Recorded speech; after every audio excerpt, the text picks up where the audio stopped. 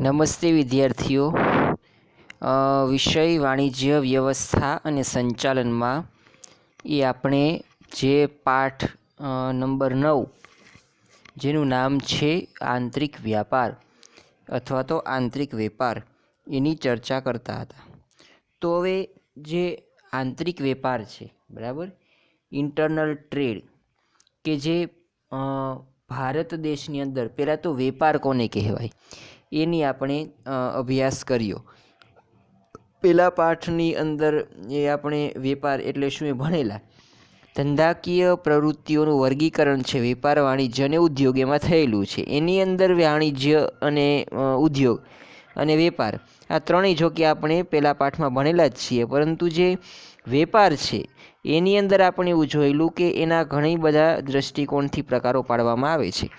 એમાં એક દૃષ્ટિકોણ એટલે કે આંતરિક વેપાર અને આંતરરાષ્ટ્રીય વ્યાપાર એ આપણે જોયેલું. એમાં જે આંતરિક વ્યાપાર છે, બરાબર, એનો આપણે અભ્યાસ આ પાઠમાં કરવાનો. આંતરિક વ્યાપાર એ કોઈ પણ દેશની જે સરહદ છે અથવા તો સીમા એની અંદર થાય છે. એમાં એટલે કે જે બંને પાર્ટી છે, બરાબર, બંને પાર્ટી જેને આપણે કહીએ છીએ કે ખરીદનાર હોય અને વેચનાર હોય, એ ભારત દેશની એટલે કે કોઈ એક દેશની સીમાડાની અંદર હોય તો તેને આંતરિક વ્યાપાર કહેવાય. અને જો આ ભારત દેશનું સીમાડું હોય તો ભારત દેશ માટે તે આંતરિક વ્યાપાર તરીકે ઓળખવામાં આવે છે. તો આ હતો આંતરિક વ્યાપાર, એનો આપણે અર્થ જોઈ લો. હવે આંતરિક વ્યાપાર છે, બરાબર, એનું વર્ગીકરણ કરેલું એટલે કે વેપારી પ્રવૃત્તિઓનું વર્ગીકરણ, કે જે આંતરિક વ્યાપારની અંદર જે પ્રવૃત્તિઓ કરવામાં આવે છે એનું વર્ગીકરણ એ અહીંયા કરવામાં આવેલું છે. તો વેપારી પ્રવૃત્તિઓનું વર્ગીકરણ છે એ અહીંયા જુદા જુદા 4 દૃષ્ટિકોણથી કરવામાં આવેલું છે. કે ભાઈ, સરહદના દૃષ્ટિકોણથી, વિતરણના દૃષ્ટિકોણથી, નાણાંની ચૂકવણીના દૃષ્ટિકોણથી અને માલ રવાનગીના દૃષ્ટિકોણથી. બધાની દૃષ્ટિકોણથી અલગ અલગ પ્રકાર પાડવામાં આવેલા છે, પરંતુ જે વિતરણના દૃષ્ટિકોણથી પ્રકાર પાડેલા છે કે પ્રત્યક્ષ વ્યાપાર અને પરોક્ષ વ્યાપાર, અને એની અંદર એ પરોક્ષ વ્યાપારની અંદર પણ જથ્થાબંધ વેપાર અને છૂટક વેપાર એ પ્રકાર પાડવામાં આવેલા છે. આ બંને પ્રકારો એ આપણે અહીંયા વિગતવાર તેનો અભ્યાસ કરવાનો છે. કારણ કે જે જથ્થાબંધ અને છૂટક વ્યાપાર છે એ આપણા ભારત દેશના જે નાના નાના જે એરિયા છે એને જોડતો એક મહત્ત્વનો ભાગ છે, બરાબર, કે જેની અંદર એ મોટે ભાગે જેનાથી આપણે વધારે પરિચિત હોઈએ છીએ. એટલા માટે આપણે અહીંયા તમને ટેક્સ્ટબુકમાં પણ એ જ આપવામાં આવેલું છે, બાકી કંઈ તમને અહીંયા આપવામાં આવેલું નથી. એટલે કે જથ્થાબંધ વ્યાપાર અને છૂટક વેપાર. તો જે હોલસેલ ટ્રેડ એટલે કે જથ્થાબંધ વ્યાપાર છે, બરાબર, એનો તમને અર્થ આપેલો છે. પછીની સર્વિસીસ એટલે કે કઈ કઈ સેવાઓ એના દ્વારા પૂરી પાડવામાં આવેલ છે એ આપવામાં આવેલ છે. અને ત્યારબાદ તમને જે છૂટક વ્યાપાર છે એ અને છૂટક વ્યાપારનો અર્થ અને તેના દ્વારા જે સેવાઓ પૂરી પાડવામાં આવે છે એ સેવાઓ આપવામાં આવી છે. ત્યારબાદ તેના મર્યાદાઓ કેટલીક આપવામાં આવી. પછી છૂટક વ્યાપારના પણ કેટલાક પ્રકારો આપવામાં આવેલા છે, બરાબર, અને ત્યારબાદ એના લક્ષણોને વગેરે વગેરે આપેલું છે.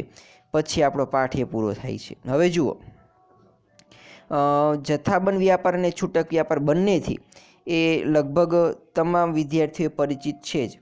એનું કારણ છે કે આપણે જ ભારત દેશમાં રહીએ છીએ અને વર્તમાનમાં પણ એ ભાવતાલથી તો લગભગ બધા પરિચિત છો કે થોડા ઘણા ભાવતાલ તો આપણે કરીએ જ છીએ. એટલે આના વિશે જાણવું એ ખૂબ જ અગત્યનું. વિદેશની અંદર તો મોલ સિસ્ટમ છે. મોલમાં તમારે એટલે કે છેતરાવાનો કોઈ ભય જ નથી. એની રિઝનેબલ પ્રાઇસ હોય છે, એ પ્રાઇસે તમારે વસ્તુ એ લેવાની થાય છે. હવે જે વેપારી પ્રવૃત્તિઓ છે, બરાબર, એનું વર્ગીકરણ એની અંદર એ જથ્થાબંધ વેપાર આપેલું છે, બરાબર. તો હોલસેલ આપણે હોલસેલ એવું કહીએ છીએ, ખરેખર એને હોલસેલ કહેવામાં આવે છે. હોલસેલ ટ્રેડ એટલે કે જથ્થાબંધ વ્યાપાર. જથ્થાબંધ વ્યાપાર એ શું છે એનો આપણે અર્થ જોવાનો છે, બરાબર. હવે જુઓ, આ એક ખાસ યાદ રાખજો, વ્યાપાર છે એક પ્રવૃત્તિ છે. વેપાર અને વેપારી આ બંને ટર્મ્સ અલગ અલગ છે. વેપાર કરનાર વ્યક્તિને વેપારી તરીકે ઓળખવામાં આવે છે. હવે જો એ વ્યક્તિ જથ્થાબંધ વેપાર કરતો હોય તો તેને જથ્થાબંધ વેપારી કહેવામાં આવે છે, અને જો એ વ્યક્તિ એ છૂટક વેપાર કરતો હોય તો તેને છૂટક વેપારી કહેવામાં આવે છે. હવે જુઓ, જે હોલસેલ ટ્રેડ છે, જથ્થાબંધ વ્યાપાર છે, એનો આપણે અર્થ જોવાનો છે અને ત્યારબાદ એના દ્વારા જે સેવાઓ પૂરી પાડવામાં આવે છે તેનો આપણે અભ્યાસ કરવાનો છે. તો હવે આપણે જોઈએ કે જથ્થાબંધ વેપાર એનો અર્થ.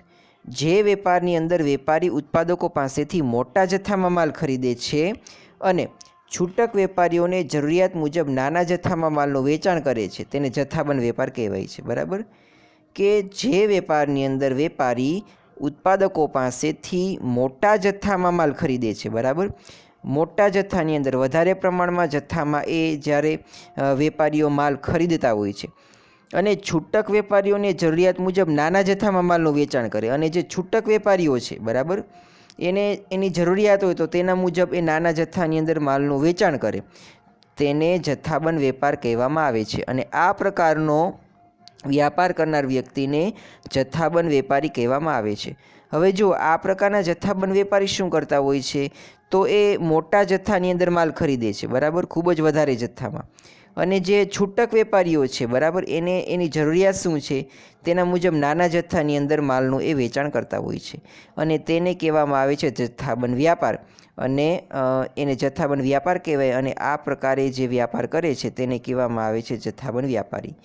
તો આ રીતે જથ્થાબંધ વ્યાપાર એ એવા પ્રકારનો વ્યાપાર છે જેમાં મોટા પ્રમાણમાં ખરીદી થાય અને વેચાણ છે એ છૂટક વેપારીઓને કરવામાં આવતું હોય છે. બરાબર, એની જરૂરિયાતને અનુરૂપ. તો આ રીતે જે જથ્થાબંધ વ્યાપાર છે બરાબર એ શું છે તો કે ઉત્પાદક અને છૂટક વેપારીને જોડતી કડી. આ પ્રશ્ન તમે ખાસ ધ્યાન રાખજો, કારણ કે છૂટક વેપારી છે એ ગ્રાહક અને જથ્થાબંધ વ્યાપારીને જોડતી કડી છે, જ્યારે જથ્થાબંધ વ્યાપારી છે એ ઉત્પાદક કે જે વસ્તુ બનાવે છે, વસ્તુનું ઉત્પાદન કરે છે એ, અને જે છૂટક વેપારી એ બંનેને જોડતી કડી એ જથ્થાબંધ વ્યાપારી છે. હવે જુઓ, નીચેની આકૃતિમાં તમને સૌ પ્રથમ એ ઉત્પાદક આપવામાં આવેલ છે કે જે વસ્તુ બનાવે છે, ત્યારબાદ આપવામાં આવેલું છે જથ્થાબંધ વેપારી. બરાબર, ત્યારબાદ આપવામાં આવેલું છે છૂટક વેપારી અને અંતમાં આપેલું છે ગ્રાહક.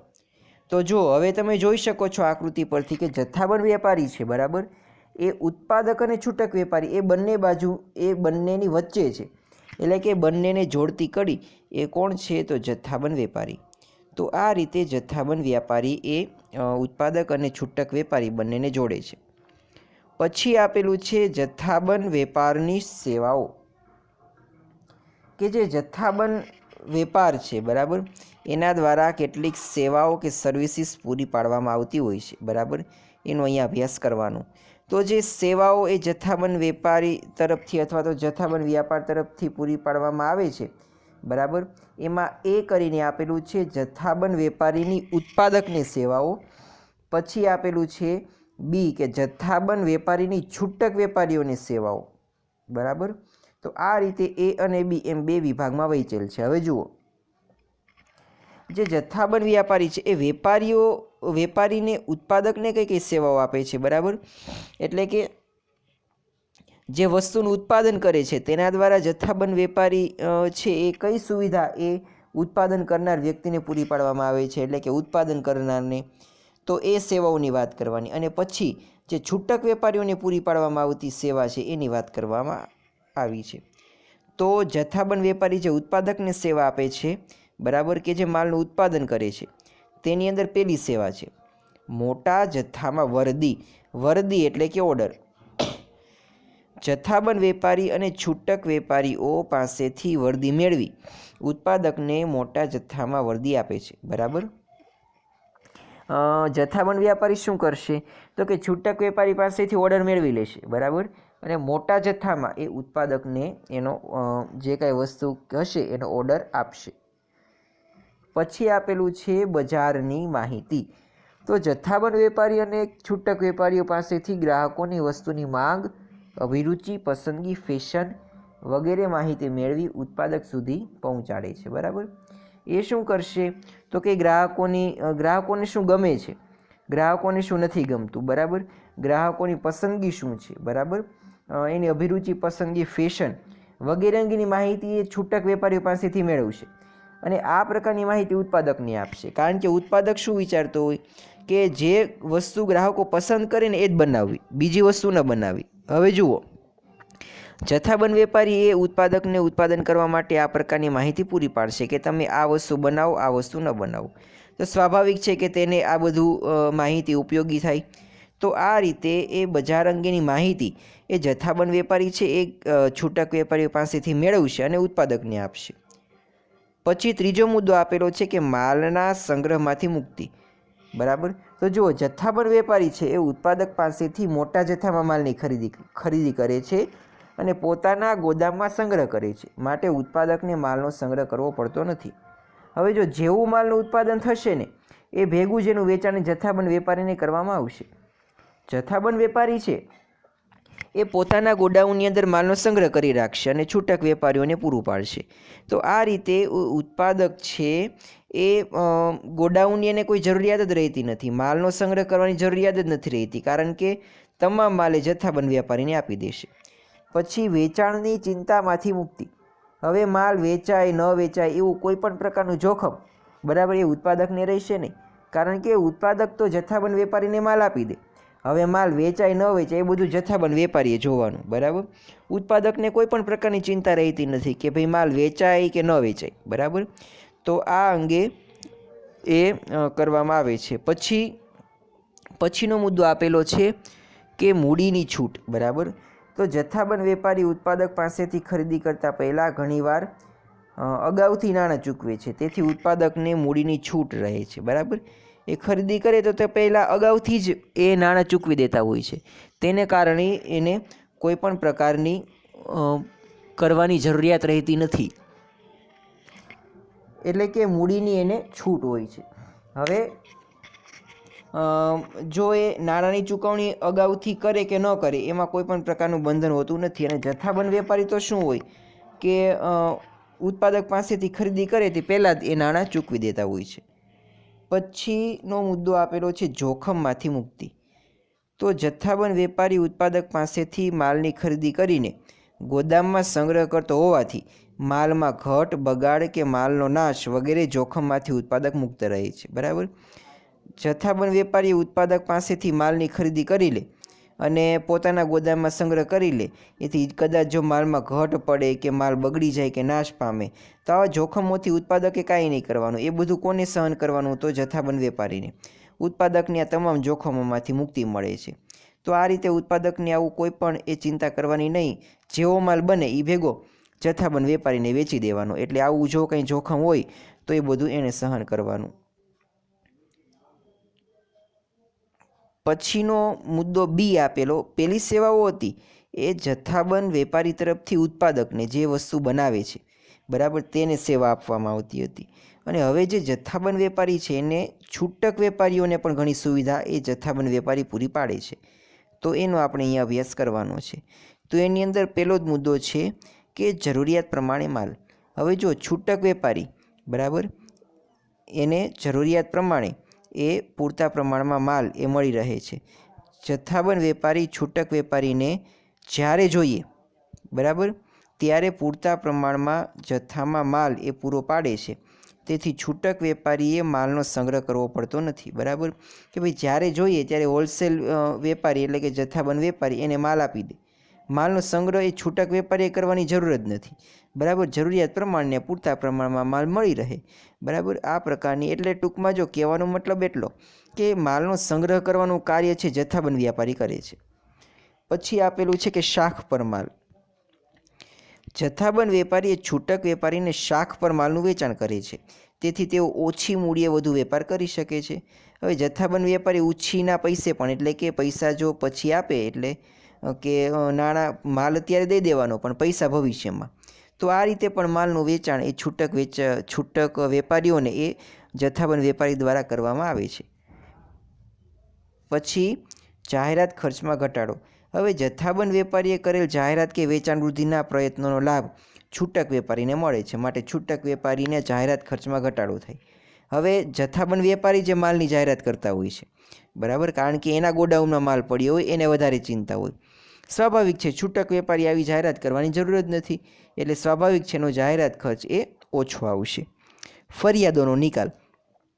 તો છૂટક વેપારી ગ્રાહકો પાસેથી મળેલ માલ અંગેની ફરિયાદો જથ્થાબંધ વેપારી મારફતે ઉત્પાદક સુધી પહોંચાડી તેનો ઝડપી નિકાલ કરવામાં જથ્થાબંધ વેપારીને મદદરૂપ થાય છે. બરાબર, કે જે કાંઈ માલ સામાન છે એ અંગેની ફરિયાદો આવતી હોય છે તો એ ફરિયાદો એ વેપારી મારફતે ઉત્પાદક સુધી પહોંચાડી તેનો ઝડપથી નિકાલ કરી લાવે.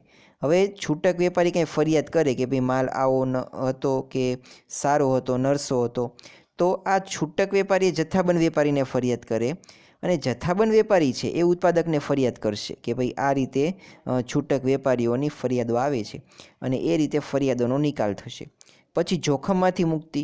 તો જથ્થાબંધ વેપારી માલનો સંગ્રહ કરતો હોવાથી માલમાં ઘટ, બગાડ, માલ નુકસાન, ભાવમાં વધઘટ જેવા જોખમોમાંથી છૂટક વેપારીને મુક્તિ મળે છે. તો આ બધા જોખમો ઉઠાવે કોણ? તો આ બધા જોખમો એ જથ્થાબંધ વેપારી ઉઠાવે.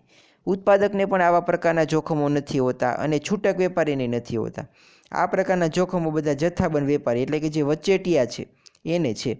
બરાબર, કારણ કે ઉત્પાદક પાસેથી માલ અગાઉથી ખરીદી લેશે અને ગ્રાહકોને એટલે કે છૂટક વેપારીઓને વેચાણ કરશે. એટલે જોખમ એમાંથી મુક્તિ મળે. પછી માર્ગદર્શન. બરાબર, તો જથ્થાબંધ વેપારી પોતાના જ્ઞાન અને અનુભવનો લાભ એ છૂટક વેપારીને આપે છે. ખાસ કરીને માલનો ભાવ, તેનો ઉપયોગ અને વેચાણ અંગે માર્ગદર્શન. તો આ બધું માર્ગદર્શન પણ એ કોને આપવામાં આવતું હોય છે? તો છૂટક વેપારીઓને. કોના દ્વારા? તો કે જથ્થાબંધ વેપારી દ્વારા. સ્વાભાવિક છે કે જથ્થાબંધ વેપારી આ પ્રકારની સેવા એ ગ્રાહકો એટલે કે છૂટક વેપારીઓને પૂરી પાડે છે. તો આ રીતે એ જે જથ્થાબંધ વેપારી છે તેના તરફથી એ સુવિધા પૂરી પાડવામાં આવે. તો આજનું જે તમારું હોમવર્ક છે એ જથ્થાબંધ વેપાર, એનો અર્થ, જથ્થાબંધ વેપારની સેવાઓ, બરાબર, અથવા તો જથ્થાબંધ વેપારી દ્વારા પૂરી પાડવામાં આવતી સેવાઓ, એમાં ઉત્પાદકોને પૂરી પાડવામાં આવતી સેવાઓ અને છૂટક વેપારીઓને. બરાબર, આ જે આખો પ્રશ્ન છે એટલે કે જથ્થાબંધ વેપારને, એ આખો પ્રશ્ન તમારે એક વખત એ હોમવર્કમાં કરીને મોકલાવવાનો છે. તો આજનો લેક્ચર આપણે અહીંયા સુધી રાખીએ. નેક્સ્ટ લેક્ચરમાં આપણે આની પછીનો મુદ્દો છૂટક વ્યાપાર એ શરૂ કરીશું.